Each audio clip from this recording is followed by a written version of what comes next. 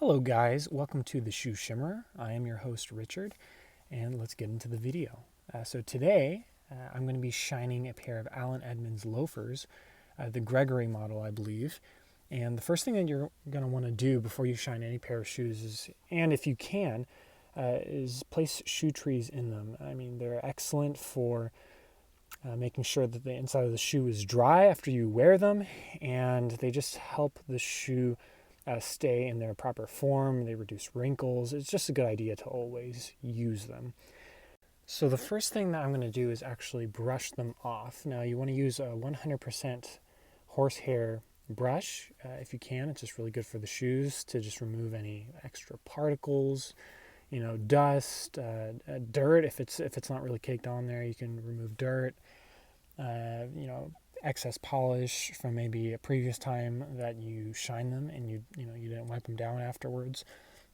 And generally, you just want to brush them off as much as you can. And pretty much after every single step, you're going to want to brush them off, whether that's adding polish, whether you just wore them and you're putting them away.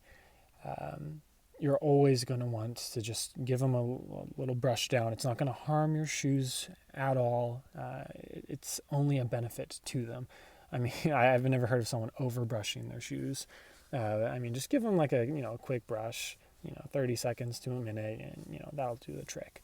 Now the first step is we're going to be using Reno mat on this pair of loafers, and what that's going to do is it'll remove previous polish that you've added to the shoe for those stickier substances or grime that you've got stuck on the shoe. It's going to be able to take those off pretty easily. Now you don't want to apply too much pressure. You don't want to be straining, because what you're going to end up doing is taking off like the factory finish, or just taking out dye, which is not what you want to be doing with this, unless you want to re-dye your shoes. But for this, it's just, really just for cleaning the shoe, cleaning off the excess polish, cleaning off grime, and the amount of pressure that you're going to want to put on there, I'd say, just be thinking, kind of firm, imagine like you're kind of rubbing out some suntan lotion on your skin. You're not going to want to do it too firm. You're going to ruin your skin, and you don't want it to be too light, or else you're not going to really get it in there. So after you're done with that, I usually like to just wipe off the shoes after I apply the Reno mat, just to take off any excess Reno mat. You don't want to leave it on there too long, just in case you might remove some of the factory finish, or a little bit more color than you'd like to. So I'd always recommend just kind of brushing them over with a cloth and making sure that excess Reno mat is gone. So the next thing that we're going to do is we're going to apply a lotion. Now here I'm using Saphir's mink oil. I'm not too sure on what the differences are with between mink oil and Renovator. I believe Renovator has a few other ingredients, like beeswax, but I've been using mink oil, and with my shoes, I haven't seen any kinds of problems.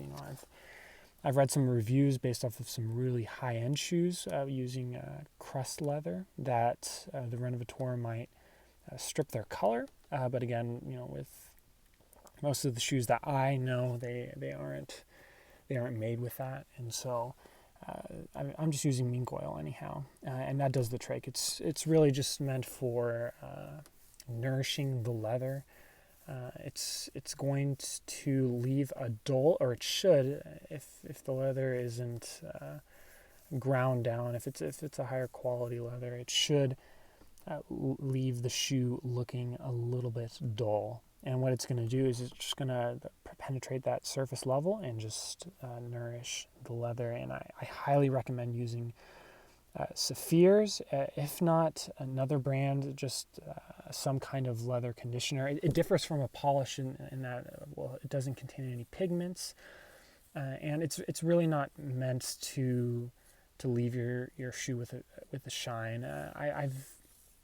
I've brushed my shoes off before, only using the mink oil, And it does leave a little bit of a sheen, but it doesn't last. And I found that, applying a polish afterward it's much better for your shoe. It seems to protect it a lot better and maintain its shine throughout the course of a wear.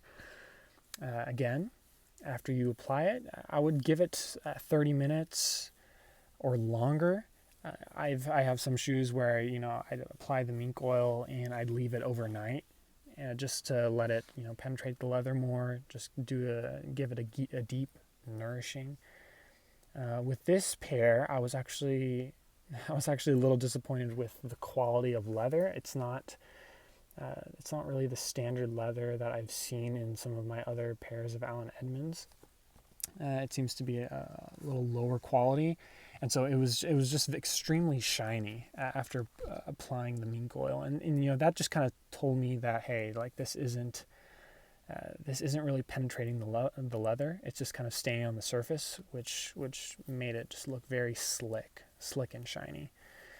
And so I decided just to leave it there for, a couple of minutes. You see me here inspecting the shoe, and I was just like, this doesn't quite look right. But I ended up brushing it off, and then because it wasn't as penetrating the leather as much as I would have liked, I went back with just a cloth. This is just a 100% cotton shirt, which I'll be using later on in the video as well. And I just wiped off any residual mink oil, anything that was left that wasn't taken off with the brushing.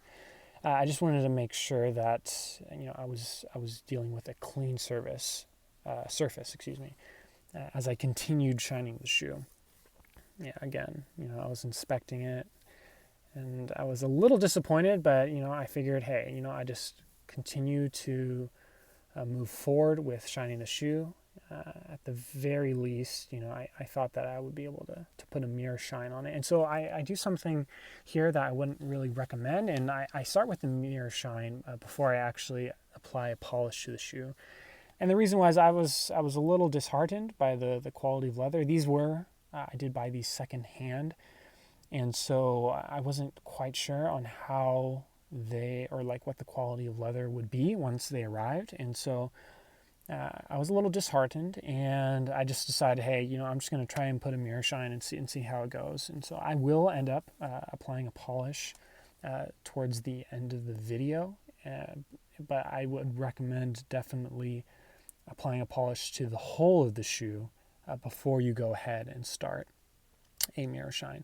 Now, what you just saw me do there is you see me pull out a wax, and depending on the color of the wax, it's not going to change too much of the appearance of the mirror shine.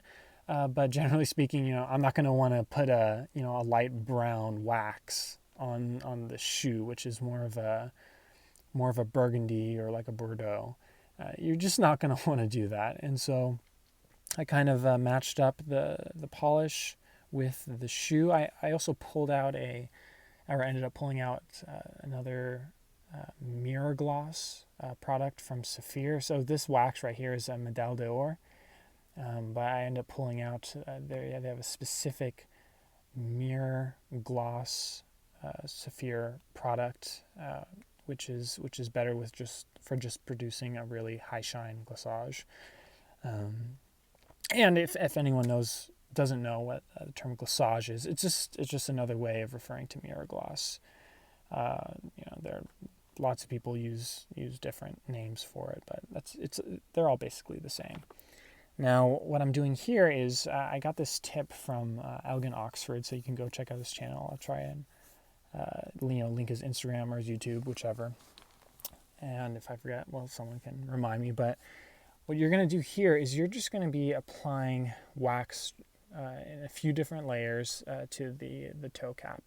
And the reason I recommend doing a few layers is just it's going to fill up the pores and make sure that you are applying it evenly. Now I've moved on to the actual building up of the mirror shine. I'm going back and forth with the wax, and also I have an ice cube mixed with some water over to the right, and I'm tapping that, and I'm massaging that into the wax.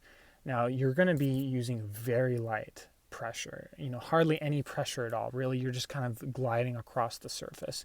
And the reason you want to do that is if you are applying pressure every time, what you're doing is you're destroying the layers of the wax that you'd previously placed on. So to explain this a little better, what's happening is you're filling the pores of the shoe with the wax. And as you fill those pores up, you're then adding water to expand the leather in that area of the shoe. And so what you're doing is you're doing that over and over, and it's going to create a hard surface that you're then able to shine and buff it so that you can see your reflection in it. As you saw me previously there, just waving my hand in front. I was just trying to get an idea of how far along I was in the process. And I usually spend about an hour shining my shoes in total. I think after edit or before editing, I think I was like an hour and 15, hour and 20 minutes for both shoes. I did cut out a bunch of footage just because I wanted to shorten the process for you guys. Not a lot of people want to go and watch an hour video, and so I repeated the process for both shoes. And this was the final product. Again, I went back. You see me there. I'm matching up some of the shoe polishes. I determined that brown was a little too dark, and so I just went back with a neutral shoe polish. I decided neutral was just the best way to go since I didn't have an exact match. The thing about neutral shoe polish is that it is an exact match for every color. It's not going to diminish the shine of the shoe at all. It works just as well. And here we are. Here is the finished product. I was really pleased with it. Again, I spent an hour in total, so I probably spent maybe like 40 minutes shining these, maybe like 30 minutes producing that mirror shine. Now, if you want to, you can spend as much time as you like trying to produce a mirror shine, but really it's not going to make that much of a difference. If you put in 30, 40 minutes, maybe an hour, you're going to get a really good mirror shine. And after that, you're going to be spending a lot of time and not really getting the payout that you want. Here we go. I just did this so you can see kind of the reflection of my hand in the shoe. I'll be exploring lighting, just going outdoors maybe for some photos. But yeah, this was our first video. Thank you for watching Shining with the Shimmerer.